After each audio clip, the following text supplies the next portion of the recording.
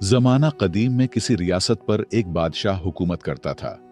वो बादशाह एक अच्छा और नेक दिल इंसान था, लेकिन ज्यादा अक्लमंद न था।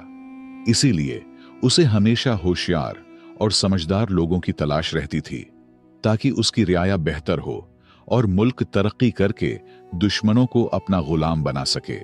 बादशाह की अपनी मौजूदा रियाया भी उसे कुछ खास कारामद महसूस न होती थी।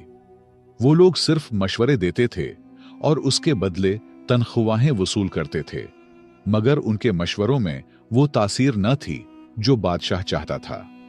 ये सोच अक्सर उसे बेचैन रखती।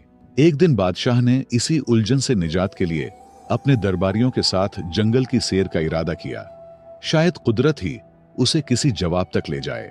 बादशाह जंगल पहुंचे और खूब सैर व तफरीह के बाद वापसी का सफर शुरू किया, तो रास्ते में उनकी नजर एक अजीब मंजर पर पड़ी।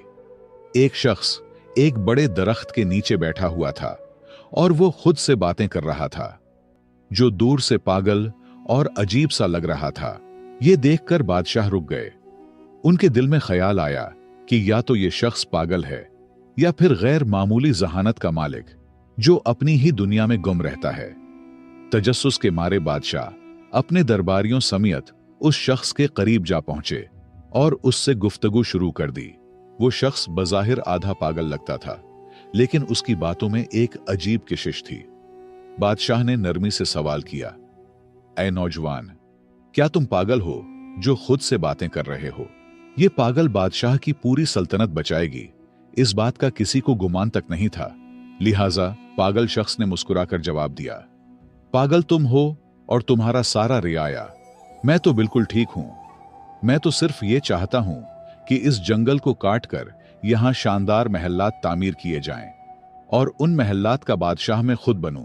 उसकी बात में अजीब एतमाद और बेबाकी थी, जो किसी आम पागल के बस की बात न लगती थी।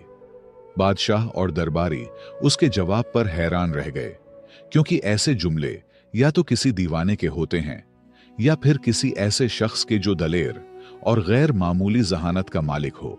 बादशाह कुछ देर तक खामोशी से उसे देखता रहा, फिर दरबारियों से उस शख्स के बारे में मशवरा किया, तो उनके अंदर छिपे लालच ने फौरन सर उठा लिया। वो आपस में चुपके चुपके बातें करने लगे। किसी के दिल में यह खदशा था कि अगर यह शख्स बादशाह का मुशीर खास बन गया तो हम उसके ताबे बन जाएंगे और हमारी अहमियत भी कम हो जाएगी। धीमे से एक दरबारी ने कहा, यह खतरा है, कहीं ऐसा ना हो कि यह हम सब पर हावी हो जाए। दूसरे ने जल्दी से बोला, नहीं, ये तो आधे से ज्यादा पागल है। होशियारी की तो इससे बिल्कुल उम्मीद न रखनी चाहिए। लिहाजा बादशाह को कहे कि उसे अपने साथ ले जाए। दरबारियों का मानना था कि यह शख्स हमारा क्या बिगाड़ लेगा, लेकिन खुदा को कुछ और ही मंजूर था। बिलाखिर दरबारियों ने बादशाह को यह मशवरा दिया कि उसे महल ले जाया जाए। अगर बहादुर निकला तो काम आएगा, और अगर वाकई पागल हुआ तो उसे बाद में छोड़ देंगे। बादशाह ने दरबारियों की राय पर अमल करते हुए बिस्मिल्लाह कहा और कुछ दबाव डालकर उस शख्स को अपने साथ चलने पर आमादा कर लिया। मगर रास्ते में अचानक उस शख्स ने घोड़े को दूसरी सिम्मत मोड़ दिया और कोशिश की कि भाग जाए। बादशाह और उसके दरबारी फौरन उसके पीछे लगा दिए। ताक़ब करते हुए वो उसे दोबारा काबू में ले आए और उसी रास्ते से महल की जानिब रवाना हो गए। जैसे ही वो महल पहुंचे तो हैरत अंगेज तौर पर वहां लोगों की भीड़ जमा थी। सब खुशी से नारे लगा रहे थे और बादशाह को मुबारकबाद दे रहे थे। बादशाह और उसके दरबारी ये देखकर हैरान रह गए और पूछा, ये किस बात की मुबारकबाद है? लोगों ने बताया, बादशाह सलामत, जिस रास्ते से आप सैर के लिए गए थे वहां दुश्मन की भारी फौज घात में बैठी थी, जबरदस्त असलहे के साथ। हमें तो यकीन हो गया था कि आप कभी वापस नहीं आएंगे। यह सुनकर सबकी आंखों में हैरत, शुक्र और फिक्र की मिली जुली कैफियत नुमायां थी। लोगों ने फिर खुशी से कहा, बादशाह सलामत, आप तो बहुत होशियार निकले, आपने रास्ता बदल लिया। बादशाह ने खामोशी से उस पागल शख्स की तरफ देखा और दिल में सोचा कि यह शख्स वाकई मामूली नहीं, कुछ खास है। फिर उसने दरबारियों की तरफ मुतवज्जे होकर हुक्म दिया, जल्दी करो, इस शख्स के लिए एक बेहतरीन कुर्सी तैयार करो, आज से ये मेरे साथ रहेगा। दरबारी, जो पहले ही दिल में डरे हुए थे, फौरन बोल पड़े, बादशाह सलामत, ये शख्स तो पागल है, ऐसा ना हो कि आपको नुकसान पहुंचा दे। आपके साथ तो हम जैसे अक्लमंद लोगों को होना चाहिए। मगर बादशाह ने उनकी बात को रद्द करते हुए संजीदगी से कहा, नहीं, यह शख्स तुम सबसे ज्यादा ज़हीन है। चुपचाप होकर हमें खतरनाक दुश्मन से बचाया। यह होता है ज्यादा ज़हीन लोगों की निशानी। अगर यह ना होता तो तुम में से किसी को खबर भी ना होती कि रास्ते में दुश्मन घात लगाए बैठा है। हमारी सलामती इसी की होशियारी की बदौलत है। यह सुनकर पागल मुस्कुराया और फख्र से बादशाह के पहलू में रखी कुर्सी पर बैठ गया। मगर इस लम्हे से महल में एक नया तनाजा जन्म लेने लगा। दरबारी, जो सदियों से नस्ल दर नस्ल उन कुर्सियों पर बैठते आए थे, किसी सूरत ये गवारा न कर सके कि एक अजनबी, और वो भी पागल कहलाने वाला, उनके बराबर आ बैठे। वो दिल ही दिल में जलने लगे और उस शख्स के खिलाफ साजिशों का जाल बनने लगे। लेकिन जिसे अल्लाह ताला इज्जत अता करे, उसे दुनिया की कोई ताकत गिरा नहीं सकता। इज्जत व जिल्लत का इख्तियार सिर्फ उसी के हाथ में है। ये कहानी सुनकर आपका अल्लाह की कुदरत पर यकीन और भी पुख्ता हो जाएगा। अल्लाह बादशाह को गिराकर फकीर बना सकता है और पागल को बादशाह बना सकता है। और जब वो किसी को बुलंद करना चाहे तो दुनिया की सारी साजिशें नाकाम हो जाती हैं। दरबारियों की साजिशें, उनका हसद और मुखालफत उस पागल को इज्जत कैसे देता है, आइए जानते हैं। एक दिन सुबह जब महल में दरबार सजा हुआ था, रियाया के चंद अफराद आगे बढ़े और उस शख्स के पास पहुंचे जिसे सब पागल कहा करते थे। अदब से बोले, भाई साहब, आप पर सलामती हो, हम आपसे कुछ जरूरी बात करना चाहते हैं। रियाया ने बात करते हुए कहा, भाई साहब, आपको हमारे बादशाह के उसूलों और दरबारी आदाब का कुछ अंदाजा नहीं। हम तो बस ये चाहते हैं कि आप किसी गलत फहमी में कोई ऐसा कदम ना उठा लें जिसकी वजह से आपको सजा भुगतनी पड़े। पागल ने हैरत से कहा, क्या मतलब, मुझे सजा मिलेगी? मैंने तो कभी नहीं कहा था कि मुझे यहां महल लाया जाए। यह कैसी मुसीबत है, मुझे वापस ले चलो। उसकी बात सुनते ही रियाया के चेहरे पर एक हल्की सी खुशी की लहर दौड़ गई। उन्हें लगा कि उनकी चाल कामयाब हो रही है, लेकिन बादशाह की डर से उसे डराकर महल से निकाल नहीं सकता, बल्कि नरमी से अपनी बात मनवाने की कोशिश करते हुए बोले, भाई साहब, आपको अंदाजा नहीं है कि अगर आप हमारी बात मानेंगे तो आपको क्या कुछ मिल सकता है। पागल, जो सजा के लफ्ज से वैसे ही खौफजदा था, फौरन घबराकर बोला, ठीक है, बताओ क्या करना है।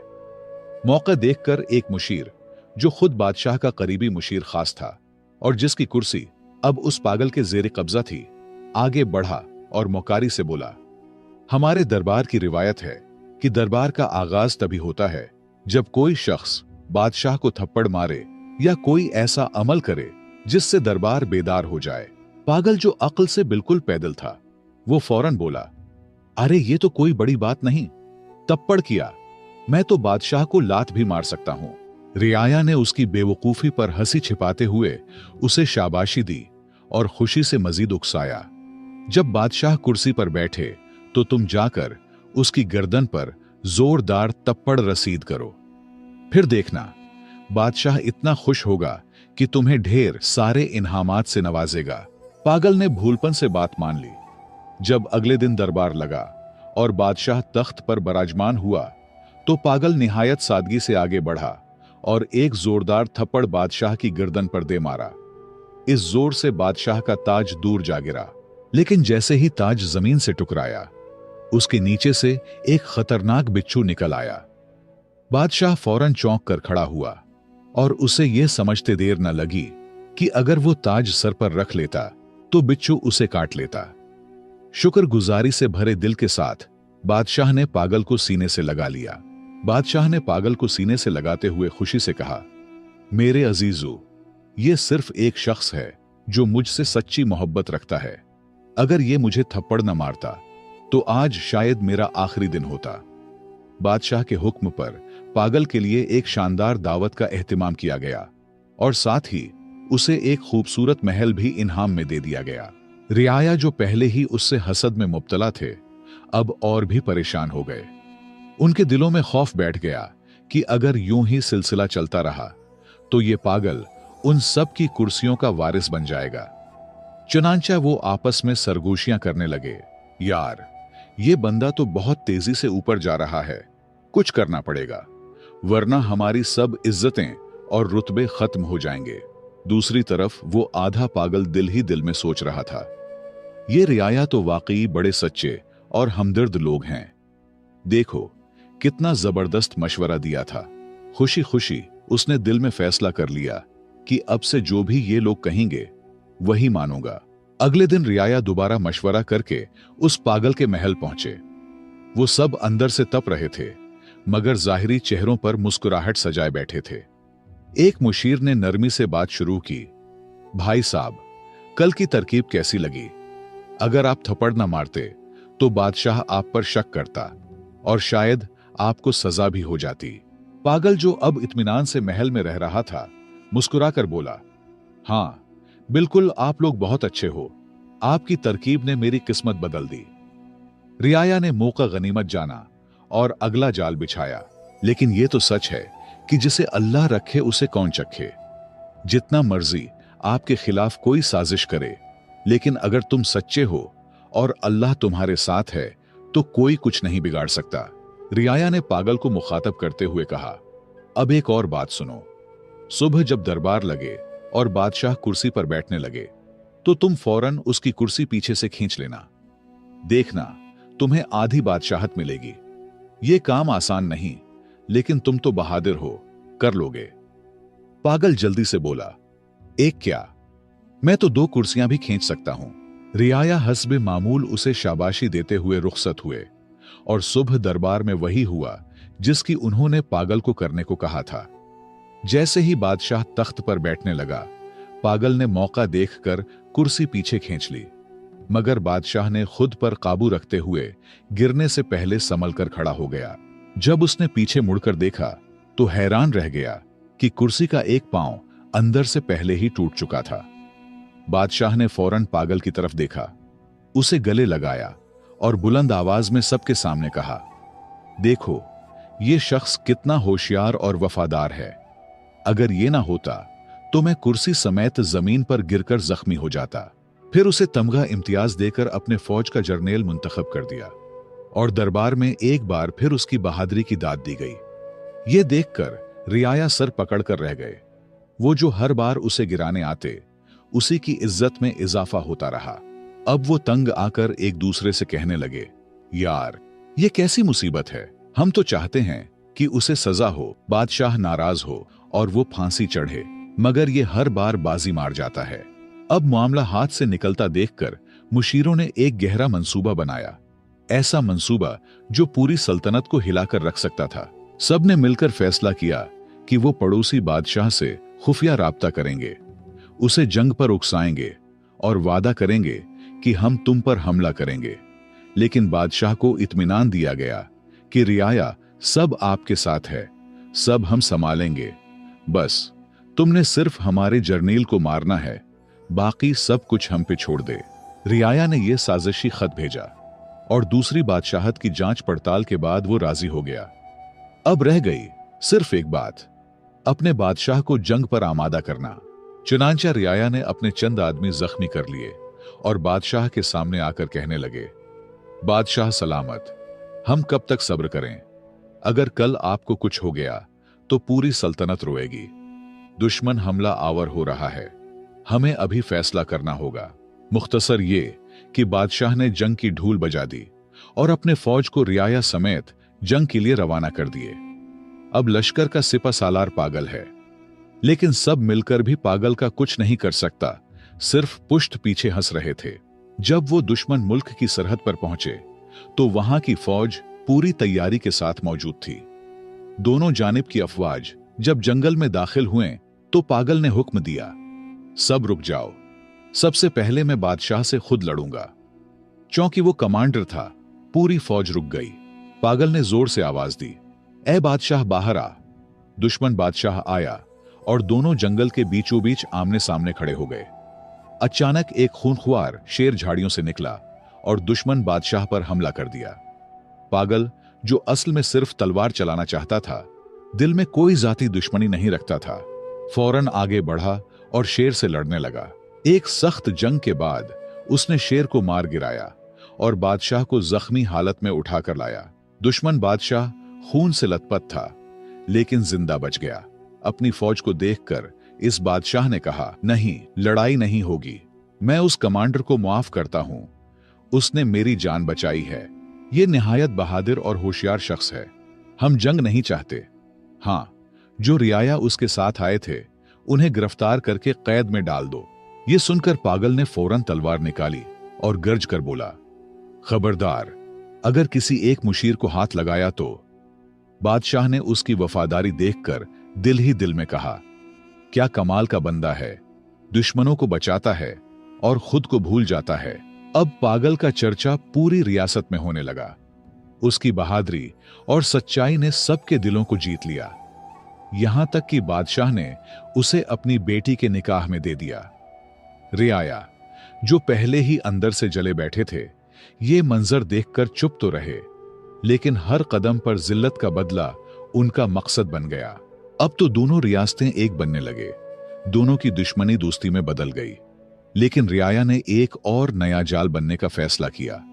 एक दूसरे से कहने लगे, अगर इस पागल को हमने न रोका तो कल हम सब उसके गुलाम बन जाएंगे। उसे खत्म करना जरूरी है। सब ने एक जबान होकर हां कर दी। लेकिन उनमें एक बूढ़ा मुशीर भी था, तजर्बाकार और दिल का नर्म। उसने बड़ी कमाल की बात कर दी। वो उठा और निहायत संजीदगी से बोला, दोस्तों, मेरी बात गौर से सुनो। दुनिया में हर शख्स को अल्लाह ने एक खास मकाम, हैसियत और सिफत अता की है। और याद रखो, जिसे अल्लाह इज्जत देता है, दुनिया की कोई ताकत वो इज्जत छीन नहीं सकती। अगर तुमने उसे मार भी दिया तो याद रखो, उसकी इज्जत और भी बढ़ जाएगी। और अगर तुम ये समझ रहे हो कि उसके मरने से तुम्हें तुम्हारी खोई हुई कुर्सी वापस मिल जाएगी, तो तुम धोखे में हो। एक दिन सच सामने आ जाएगा और तुम सब अपने अंजाम को पहुंचोगे। लिहाजा अल्लाह की रजा पर रजा हो जाओ, इसी में हमारे लिए बेहतरी है। उसने सांस लिया और फिर नरमी से कहा, तुम सब सिर्फ एक बात समझ लो, वो बज़ाहिर पागल है, लेकिन अल्लाह ने उसे एक नायाब सिफत अता की है, किस्मत। अगर पूरी रियासत भी उसके खिलाफ हो जाए तो वो अकेला ही जीत जाएगा। लिहाजा उससे उलझने के बजाय खुद सच्चाई इख्तियार करो। सारे रियाया ने अपने हसद पर तौबा किया और कुछ वक्त बाद पागल वफात हुआ और रियाया फिर से अपने रुतबों पर फायज हुए। तो दोस्तों, ये कहानी बज़ाहिर एक फनी कहानी लगती है, लेकिन इसमें एक हकीकी सच छुपा है जैसे हमें तस्लीम करना होगा, और वो है सच्चाई, किस्मत और अल्लाह का करम। हमें भी कभी किसी से हसद नहीं करना चाहिए, क्योंकि अगर कोई किसी ओहदे या रुतबे पर फायज है और कामयाब हुआ है तो वो उनकी मेहनत का सिला हो सकता है, उसकी अच्छी किस्मत हो सकती है, या उसमें ऐसे सिफात हो सकते हैं जिसकी वजह से अल्लाह ने उसे वो इज्जत दी है। कोशिश करे वो सिफात अपनाए, मेहनत करे, सच्चाई इख्तियार करे, शायद वही इज्जत तुम्हें भी मिले। लेकिन हसद न करे। तारीख इस बात का गवाह है, मुनाफिक लोग और हसद करने वाले कभी कामयाब नहीं होते। हमेशा मैदान सच्चे लोगों का ही होता है। मुझे उम्मीद है आपने इस कहानी से बहुत कुछ सीखा होगा। हमारे चैनल पर बेहतरीन और सबक आमूज कहानियां मौजूद है।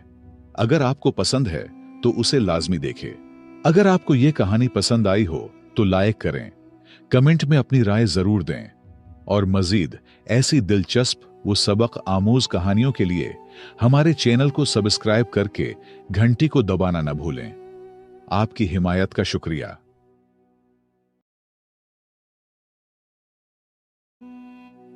जमाना कदीम में किसी रियासत पर एक बादशाह हुकूमत करता था।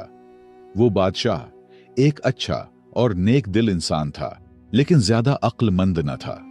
इसीलिए उसे हमेशा होशियार और समझदार लोगों की तलाश रहती थी, ताकि उसकी रियाया बेहतर हो और मुल्क तरक्की करके दुश्मनों को अपना गुलाम बना सके। बादशाह की अपनी मौजूदा रियाया भी उसे कुछ खास कारामद महसूस न होती थी। वो लोग सिर्फ मशवरे देते थे और उसके बदले तनख्वाहें वसूल करते थे, मगर उनके मशवरों में वो तासीर न थी जो बादशाह चाहता था। ये सोच अक्सर उसे बेचैन रखती। एक दिन बादशाह ने इसी उलझन से निजात के लिए अपने दरबारियों के साथ जंगल की सैर का इरादा किया। शायद कुदरत ही उसे किसी जवाब तक ले जाए। बादशाह जंगल पहुंचे और खूब सैर व तफरीह के बाद वापसी का सफर शुरू किया तो रास्ते में उनकी नजर एक अजीब मंजर पर पड़ी। एक शख्स एक बड़े दरख्त के नीचे बैठा हुआ था और वो खुद से बातें कर रहा था, जो दूर से पागल और अजीब सा लग रहा था। ये देखकर बादशाह रुक गए। उनके दिल में ख्याल आया कि या तो ये शख्स पागल है या फिर गैर मामूली जहानत का मालिक जो अपनी ही दुनिया में गुम रहता है। तजस्सुस के मारे बादशाह अपने दरबारियों समेत उस शख्स के करीब जा पहुंचे और उससे गुफ्तगू शुरू कर दी। वो शख्स बज़ाहिर आधा पागल लगता था, लेकिन उसकी बातों में एक अजीब कशिश थी। बादशाह ने नरमी से सवाल किया, ऐ नौजवान, क्या तुम पागल हो जो खुद से बातें कर रहे हो? ये पागल बादशाह की पूरी सल्तनत बचाएगी, इस बात का किसी को गुमान तक नहीं था। लिहाजा पागल शख्स ने मुस्कुराकर जवाब दिया, पागल तुम हो और तुम्हारा सारा रियाया। मैं तो बिल्कुल ठीक हूं। मैं तो सिर्फ ये चाहता हूं कि इस जंगल को काटकर यहां शानदार महल्लात तामीर किए जाएं और उन महल्लात का बादशाह मैं खुद बनूं। उसकी बात में अजीब एतमाद और बेबाकी थी, जो किसी आम पागल के बस की बात न लगती थी। बादशाह और दरबारी उसके जवाब पर हैरान रह गए, क्योंकि ऐसे जुमले या तो किसी दीवाने के होते हैं या फिर किसी ऐसे शख्स के जो दलेर और गैर मामूली जहानत का मालिक हो। बादशाह कुछ देर तक खामोशी से उसे देखता रहा, फिर दरबारियों से उस शख्स के बारे में मशवरा किया तो उनके अंदर छिपे लालच ने फौरन सर उठा लिया। वो आपस में चुपके चुपके बातें करने लगे। किसी के दिल में यह खदशा था कि अगर यह शख्स बादशाह का मुशीर खास बन गया तो हम उसके ताबे बन जाएंगे और हमारी अहमियत भी कम हो जाएगी। धीमे से एक दरबारी ने कहा, यह खतरा है, कहीं ऐसा ना हो कि यह हम सब पर हावी हो जाए। दूसरे ने जल्दी से बोला, नहीं, यह तो आधे से ज्यादा पागल है। होशियारी की तो इससे बिल्कुल उम्मीद न रखनी चाहिए, लिहाजा बादशाह को कहे कि उसे अपने साथ ले जाए। दरबारियों का मानना था कि यह शख्स हमारा क्या बिगाड़ लेगा, लेकिन खुदा को कुछ और ही मंजूर था। बिलाखिर दरबारियों ने बादशाह को यह मशवरा दिया कि उसे महल ले जाया जाए। अगर बहादुर निकला तो काम आएगा और अगर वाकई पागल हुआ तो उसे बाद में छोड़ देंगे। बादशाह ने दरबारियों की राय पर अमल करते हुए बिस्मिल्लाह कहा और कुछ दबाव डालकर उस शख्स को अपने साथ चलने पर आमादा कर लिया। मगर रास्ते में अचानक उस शख्स ने घोड़े को दूसरी सिम्मत मोड़ दिया और कोशिश की कि भाग जाए। बादशाह और उसके दरबारी फौरन उसके पीछे लगा दिए। ताक़ब करते हुए वो उसे दोबारा काबू में ले आए और उसी रास्ते से महल की जानिब रवाना हो गए। जैसे ही वो महल पहुंचे तो हैरत अंगेज तौर पर वहां लोगों की भीड़ जमा थी। सब खुशी से नारे लगा रहे थे और बादशाह को मुबारकबाद दे रहे थे। बादशाह और उसके दरबारी ये देखकर हैरान रह गए और पूछा, ये किस बात की मुबारकबाद है? लोगों ने बताया, बादशाह सलामत, जिस रास्ते से आप सैर के लिए गए थे वहां दुश्मन की भारी फौज घात में बैठी थी, जबरदस्त असलहे के साथ। हमें तो यकीन हो गया था कि आप कभी वापस नहीं आएंगे। यह सुनकर सबकी आंखों में हैरत, शुक्र और फिक्र की मिली जुली कैफियत नुमायां थी।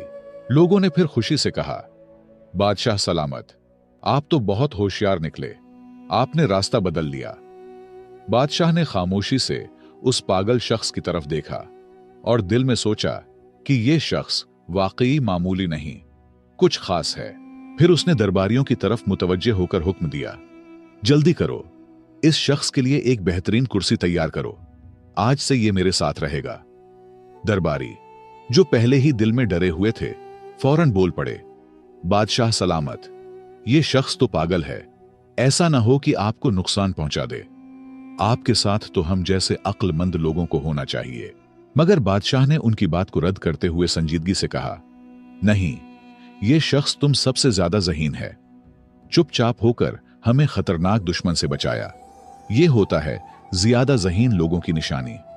अगर ये ना होता तो तुम में से किसी को खबर भी ना होती कि रास्ते में दुश्मन घात लगाए बैठा है। हमारी सलामती इसी की होशियारी की बदौलत है। ये सुनकर पागल मुस्कुराया और फख्र से बादशाह के पहलू में रखी कुर्सी पर बैठ गया। मगर इस लम्हे से महल में एक नया तनाजा जन्म लेने लगा। दरबारी जो सदियों से नस्ल दर नस्ल उन कुर्सियों पर बैठते आए थे, किसी सूरत ये गवारा न कर सके कि एक अजनबी, और वो भी पागल कहलाने वाला, उनके बराबर आ बैठे। वो दिल ही दिल में जलने लगे और उस शख्स के खिलाफ साजिशों का जाल बनने लगे। लेकिन जिसे अल्लाह ताला इज्जत अता करे, उसे दुनिया की कोई ताकत गिरा नहीं सकता। इज्जत व जिल्लत का इख्तियार सिर्फ उसी के हाथ में है। ये कहानी सुनकर आपका अल्लाह की कुदरत पर यकीन और भी पुख्ता हो जाएगा। अल्लाह बादशाह को गिराकर फकीर बना सकता है और पागल को बादशाह बना सकता है, और जब वो किसी को बुलंद करना चाहे तो दुनिया की सारी साजिशें नाकाम हो जाती हैं। दरबारियों की साजिशें, उनका हसद और मुखालफत उस पागल को इज्जत कैसे देता है, आइए जानते हैं। एक दिन सुबह जब महल में दरबार सजा हुआ था, रियाया के चंद अफराद आगे बढ़े और उस शख्स के पास पहुंचे जिसे सब पागल कहा करते थे। अदब से बोले, भाई साहब, आप पर सलामती हो, हम आपसे कुछ जरूरी बात करना चाहते हैं। रियाया ने बात करते हुए कहा, भाई साहब, आपको हमारे बादशाह के उसूलों और दरबारी आदाब का कुछ अंदाजा नहीं।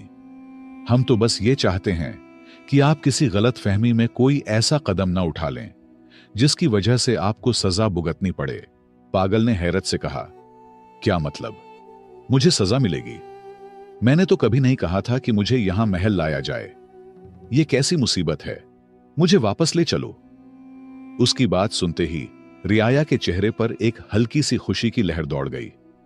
उन्हें लगा कि उनकी चाल कामयाब हो रही है, लेकिन बादशाह की डर से उसे डराकर महल से निकाल नहीं सकता, बल्कि नरमी से अपनी बात मनवाने की कोशिश करते हुए बोले, भाई साहब, आपको अंदाजा नहीं है कि अगर आप हमारी बात मानेंगे तो आपको क्या कुछ मिल सकता है।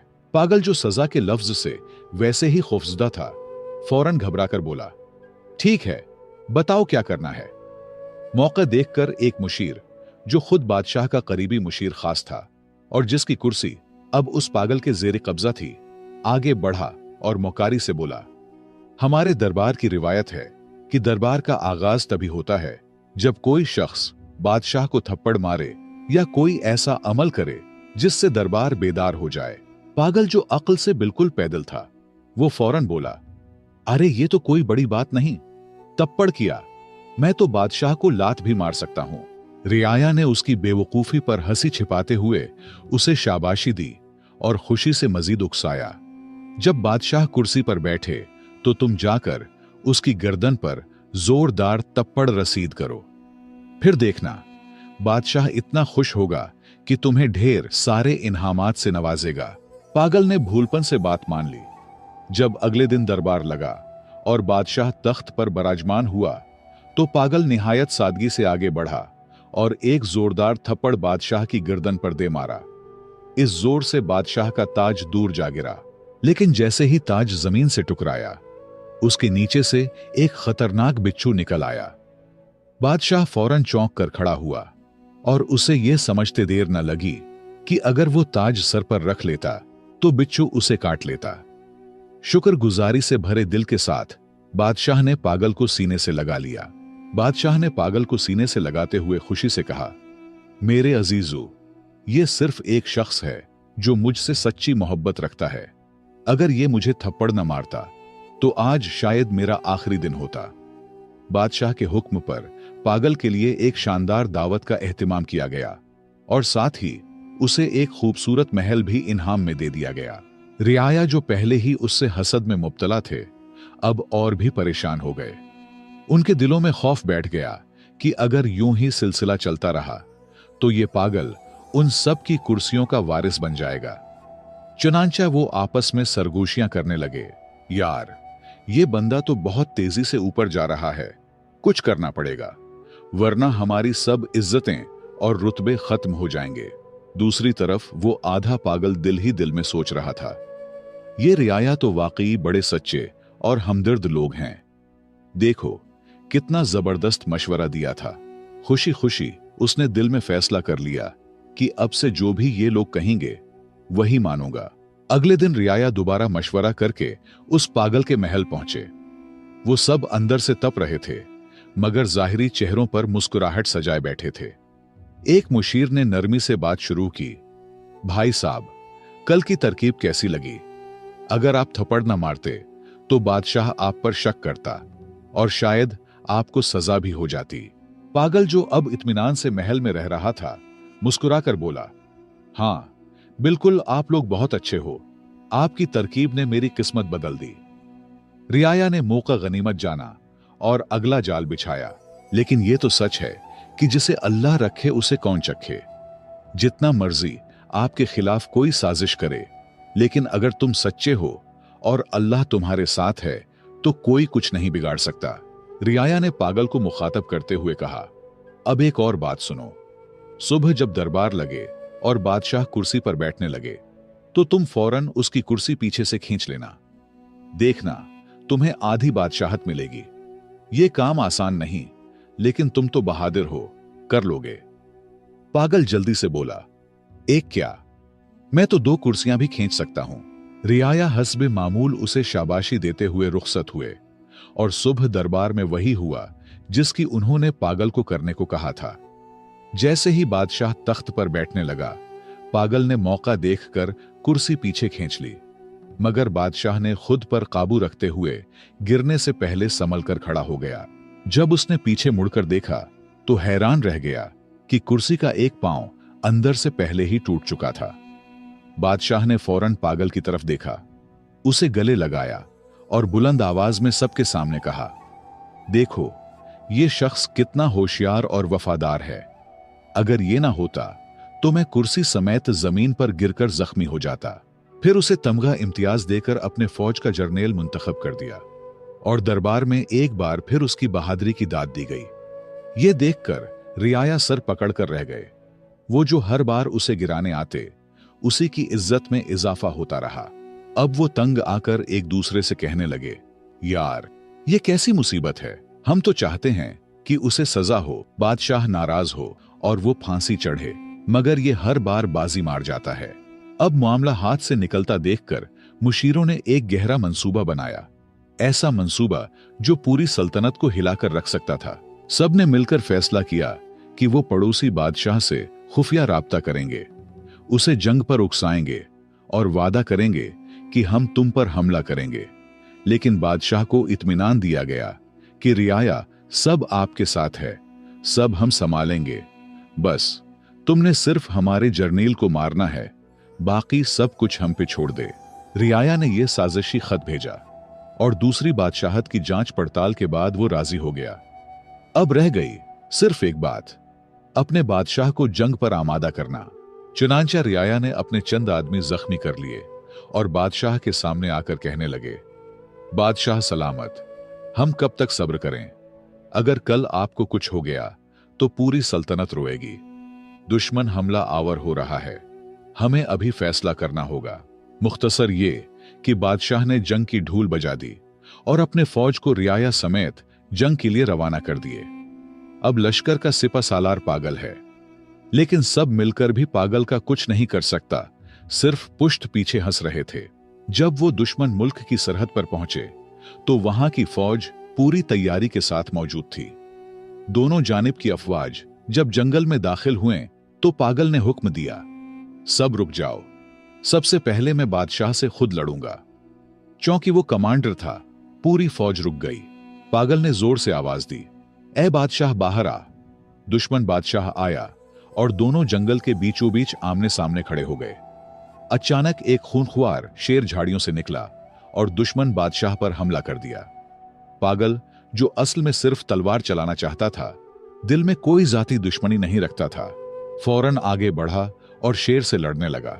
एक सख्त जंग के बाद उसने शेर को मार गिराया और बादशाह को जख्मी हालत में उठाकर लाया। दुश्मन बादशाह खून से लथपथ था, लेकिन जिंदा बच गया। अपनी फौज को देखकर इस बादशाह ने कहा, नहीं, लड़ाई नहीं होगी। मैं उस कमांडर को माफ करता हूं, उसने मेरी जान बचाई है। ये निहायत बहादुर और होशियार शख्स है। हम जंग नहीं चाहते। हाँ, जो रियाया उसके साथ आए थे उन्हें गिरफ्तार करके कैद में डाल दो। ये सुनकर पागल ने फौरन तलवार निकाली और गर्ज कर बोला, खबरदार, अगर किसी एक मुशीर को हाथ लगाया तो। बादशाह ने उसकी वफादारी देखकर दिल ही दिल में कहा, क्या कमाल का बंदा है, दुश्मनों को बचाता है और खुद को भूल जाता है। अब पागल का चर्चा पूरी रियासत में होने लगा। उसकी बहादुरी और सच्चाई ने सबके दिलों को जीत लिया। यहां तक कि बादशाह ने उसे अपनी बेटी के निकाह में दे दिया। रियाया, जो पहले ही अंदर से जले बैठे थे, ये मंजर देखकर चुप तो रहे, लेकिन हर कदम पर जिल्लत का बदला उनका मकसद बन गया। अब तो दोनों रियासतें एक बनने लगे। दोनों की दुश्मनी दोस्ती में बदल गई। लेकिन रियाया ने एक और नया जाल बनने का फैसला किया। एक दूसरे से कहने लगे, अगर इस पागल को हमने न रोका तो कल हम सब उसके गुलाम बन जाएंगे। उसे खत्म करना जरूरी है। सबने एक जबान होकर हां कर दी। लेकिन उनमें एक बूढ़ा मुशीर भी था, तजर्बाकार और दिल का नर्म। उसने बड़ी कमाल की बात कर दी। वो उठा और निहायत संजीदगी से बोला, दोस्तों, मेरी बात गौर से सुनो। दुनिया में हर शख्स को अल्लाह ने एक खास मकाम, हैसियत और सिफत अता की है। और याद रखो, जिसे अल्लाह इज्जत देता है, दुनिया की कोई ताकत वो इज्जत छीन नहीं सकती। अगर तुमने उसे मार भी दिया तो याद रखो, उसकी इज्जत और भी बढ़ जाएगी। और अगर तुम ये समझ रहे हो कि उसके मरने से तुम्हें तुम्हारी खोई हुई कुर्सी वापस मिल जाएगी, तो तुम धोखे में हो। एक दिन सच सामने आ जाएगा और तुम सब अपने अंजाम को पहुंचोगे। लिहाजा अल्लाह की रजा पर रजा हो जाओ, इसी में हमारे लिए बेहतरी है।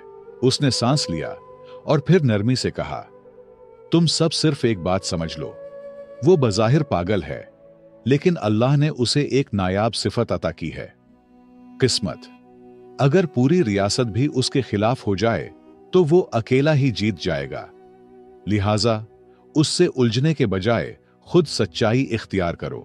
सारे रियाया ने अपने हसद पर तौबा किया और कुछ वक्त बाद पागल वफात हुआ और रियाया फिर से अपने रुतबों पर फायज हुए। तो दोस्तों, ये कहानी बज़ाहिर एक फनी कहानी लगती है, लेकिन इसमें एक हकीकी सच छुपा है जैसे हमें तस्लीम करना होगा, और वो है सच्चाई, किस्मत और अल्लाह का करम। हमें भी कभी किसी से हसद नहीं करना चाहिए, क्योंकि अगर कोई किसी ओहदे या रुतबे पर फायज है और कामयाब हुआ है तो वो उनकी मेहनत का सिला हो सकता है, उसकी अच्छी किस्मत हो सकती है, या उसमें ऐसे सिफात हो सकते हैं जिसकी वजह से अल्लाह ने उसे वो इज्जत दी है। कोशिश करे वो सिफात अपनाए, मेहनत करे, सच्चाई इख्तियार करे, शायद वही इज्जत तुम्हें भी मिले। लेकिन हसद न करे।